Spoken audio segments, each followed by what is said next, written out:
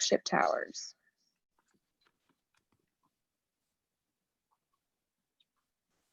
Tom, how are you? Tom, can you hear me? I think you're on mute, Coach. Sorry. Okay, there we go. I'm sorry. Yep, I'm sorry. That's okay. I want to ask you, I guess, looking at the minutes for your guys, the last game, looked like some of them logged more than maybe usual, and it paid off obviously with a win. Is that a feel for how things are going, or do you hope to be able to play your best players for longer? Well, it's a feel. It's based on how the game is going, and we had good momentum, and we had good chemistry on the floor, and we were making shots, and we were making defensive stops. So I'd like to keep the bench and keep our depth strong, but in that situation, it's just a feel, and we're reading the game the best that we can. Okay, thank you.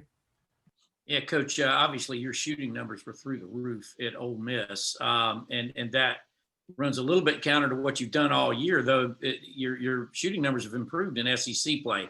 I'm just wondering, where do you think the truth lies? Somewhere between what you guys were able to do at Ole Miss, and just how important is that? Just shooting at a high percentage or a better percentage. Well, it's extremely important, and I think it's a combination of getting better looks. I think KD being in there certainly helps us. And we made 12 threes at LSU. The ball move, when we're getting really good ball movement, but most importantly, we're getting good cutting. When we're getting cutting that are purposeful scoring cuts, when we're reversing the ball, when we're ready to shoot, like Severe had 2 threes that were catch and shoots, and he was both ready to shoot, right? We're not a big off the dribble 3-point shooting team. I'm not looking for a lot of guys to shoot corner threes. What we're looking is to get through the ball through the paint and get it reversed out. And when we do that, when we've got a good combination of cutting going with spacing, it creates a lot of open looks, and then we just have to knock them down. So I think KD certainly adds to it. There's no doubt about that. All right, let's have Anthony Dasher and then Augustus Stone. Coach, I was going to get you to elaborate a little bit on KD and kind of what he's doing to help get those open looks for other guys. Well, he's a really good player. He moves without the ball. He can drive to the rim. He can shoot the ball. He's strong. He's a very aggressive driver. You have to guard him. And at times we have guys on the court that the defense determines that they really don't want to guard that much. And so then you have to be in a really good situation like Ty Fagan was the other day when they're losing sight of him, is to move without the ball and cut. And but KD can do a lot of different things, and the defense has to know where he's at, and they have to honor him, and he can create for others. Hey, Coach, kind of talking about Severe Wheeler as a leader. And then last week you kind of talked about the team having, faith and believing that they can win. So what are some specific things that he brings to the table as a leader, maybe does them in practice or in team meetings, that helps set the team up like, hey, we can win? And what are some of those things that I think he's got a good personality. I think he's got a joy for the game. They all like him. He's a happy person. He's serious minded, but he's happy. And he's confident. And I think when you have that and you're talking to your teammates, and I think more and more he's getting to the point where he's not afraid to get on his teammates. And I think we have to have guys that are like that. And when you have 3 seniors, it's one thing, but when you have 3 seniors that are brand new to the program, it takes a little bit longer for that. And Severe has done a good job with that, and he needs to continue to. And then I think it should bring more confidence to the other guys to be more demanding of one another. Just like when you add KD Johnson, the competitiveness and the confidence is contagious that he plays with. So I think those are things that Severe brings, that he needs to continue to work really hard to make sure a part of his game every day. Thank you. Mm-hmm. All right, let's have Mike Griffith and then Ryan Curley.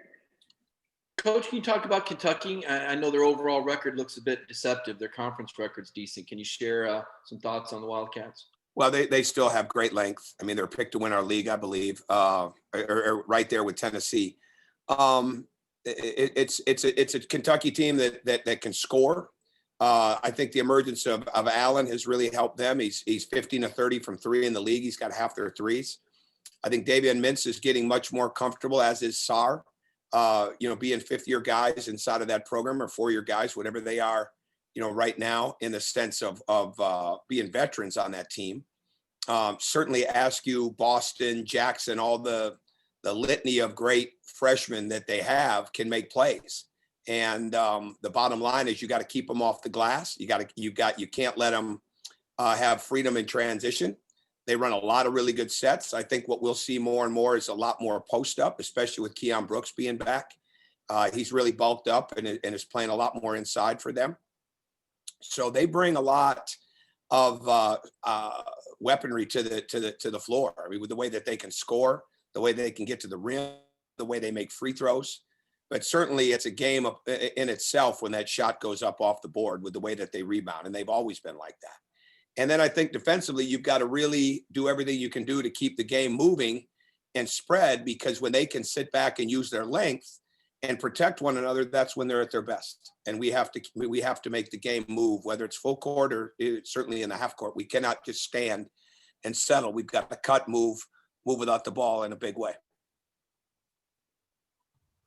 Hey, Coach, you guys are averaging 17.9 turnovers a game right now.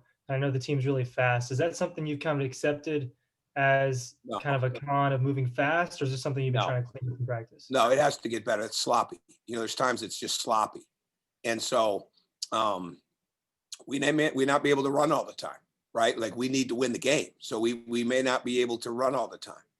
And there was a concerted effort to be under more control and to run more actions at Ole Miss the other day, because we've got to make better decisions. And the old John Wooden, be quick, don't hurry, but don't hurry. And you can't play reckless basketball. And certainly I'll accept some from Severe because he's fast and he's moving, but even he's got to get better, with the turnovers. You can never play dare basketball. You can never play, well, you know what, maybe I can get this, maybe I can't. That's not how you play, right? You've got to be efficient, simple. Make the simple pass, make it one dribble earlier, keep the ball alive around the bucket. That's one thing that we're really working hard at right now, is to, because sometimes shots become like turnovers. When you go in and you drive it on a shot blocker like we did against Auburn, those become like turnovers. Those are live ball turnovers that you can't defend. You've got to be smarter than that. And you've got to recognize the defense and recognize that the worst thing that can happen is to shoot it quick against a shot blocker, keep the ball alive, make another pass. So that's what we're trying to get better. And then it just becomes maturity and being ready to shoot, and then guys moving without the basketball. All right, let's have Davis Baker and then Jed May. Hey, Coach, does the mindset and energy going into this game change at all? Obviously, Kentucky normally is top 2 in the conference this year. They've struggled so far. I just want to know, is the mindset any different this year? Well, I wouldn't think so. And I don't think we're playing their record. I think we're playing Kentucky. And I think the fact they won 3 in a row right out of the gate, we're preparing for a team, not what their record is. And because we know what they're fully capable of. And they had the number 1 or 2 recruiting class in the country. They've got, they got Sarin Toppin eligible late in the year. I mean, they're a good team, and he's an outstanding coach. So we're getting ready for that group, and not where they sit or not what they've done record wise. It's where they're at now. That's what we're preparing for. Hey, Coach, after the game on Saturday, Ty said that the team had been, I guess, trying to get back to having fun over the past few days. Just one, have you seen that from your guys over the past week or so? And 2, I guess, how important can that be when you've got a team that's going through a little bit of a rough patch? Well, fun is when you're connected to one another on the court. All right. That when you're not getting back in transition or you're not talking, that's not fun for anybody. Right. So when you are locked in and when you do feel that energy from one another, it develops a synergy. And then I think that's where the fun is. But yeah, absolutely. I think it's, our team needs to understand at the end of the day, at the top of the umbrella, okay, for this team, and maybe it was different last year when you got Anthony Edwards, but this is the way it is this year. This has got to be a balanced team. The moment that somebody comes in and thinks that they have to carry the load or they have to do this or they have to do that, that's when we're not very good. We're not built that way. Okay. That's not the way it worked out this spring and summer when COVID came and the pandemic came. And so we didn't get as big as we would have liked. Okay. Well, with that being said, now we've got to be harder to guard. If we're not as big, we've got to be able to space the floor. We've got to be able to make shots. We've got to be able to move without the ball. We've got to have balance. And I thought the other day, I don't know if we had 5 guys in double figures or 4, whatever it was. I thought that was much more like it. And when the ball is moving that way, And that's what you have to work on every day. These kids are here every day. They really, it's not as hard as it can look. When you move the ball, when you move without the ball, when you are ready to shoot, when you're creating things from your defense, when you get on the glass, we're going to play fine and we're going to have fun. But when the ball stops, or you get in your mind that you've got to do something that's not realistic, and every team goes through it, but that's when we're not as good. And we don't have that room. We don't have that margin for error this year because we don't have a guy like an Anthony Edwards or even a Nick Claxton from the year before that can bail you out with so many different things. So that's why the balance of our team is so important. And that's why we've got to continue to get better shooting the ball, and we've got to continue to cut our turnovers down. All right, and let's finish up with Palmer Tomes and then Olivia Ray. Yeah, Coach, how important was it to pick up that first SEC win over the weekend and get that monkey off your back and get some momentum rolling? Yeah, it was real important. It was very important to get a win. We've worked hard and we've earned it, and we really needed to win, and we did. So it was great. Coach, hi, I'm Olivia Ray. I'm from Indianapolis and actually went to school when you were coaching at IU there. I have a really off-the-wall question. It's about one of your former video guys, Ty Rogers, who you poached from the baseball team, is what I understand. You're getting photobombed by that young lady in the back there. She's trying to look over your shoulder. She's Butler grad, so she's familiar with you too. Keep her back there then. Keep her back there. Yeah. I wanted to get your take on how you were able to spot his talent as he was working for the baseball team, because he credits you for his big break. I don't know if you followed along, but he's been really successful, especially in the last few years. Well, he went to work for my brother-in-law in Michigan too, as you know. So it really became from Tracy Smith and Ty Neal, that were the baseball coaches at Indiana at the time. And we had a position, and they swore by him, and he came in and he did an excellent job. He's creative, he's innovative, he's very determined, he's very driven. He's got very good tunnel vision and a good way of achieving what he wants to achieve.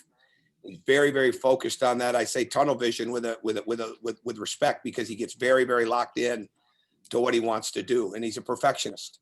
And so I'm not surprised that he's doing well. I'm not surprised that he's having a great career, and he's very, very talented. So you're able to pick up on recruits and see something special in basketball guys, but how were you able to just see that in him and take a chance on him? Well, I didn't. I took it on the recommendation of two guys that I had a lot of respect for, and I saw his work, and I thought that was good. But I think in the year that he was with us, he really showed great creativity and innovativeness, and I never had any trouble recommending him, after he left, and because he really is talented, and when you've got a situation that's brand new like we had at Indiana with that type of creative services position, you can really have some freedom, and he did a good job with that, and he manifested it very well, and he helped get our situation going there. And I think when we started that Twitter account there, obviously we started from scratch. I think, now it's well over 1 million there. And I think we probably had it at, I don't know, 800, 900,000. I don't know, whatever it was. I mean, it really grew. And I thought he was a good part of that. Thank you, Coach. Appreciate your time. You're very welcome. Good luck. Good luck. Thank you. All right. Thanks so much, Coach. All right. Thank you, guys. Thank you.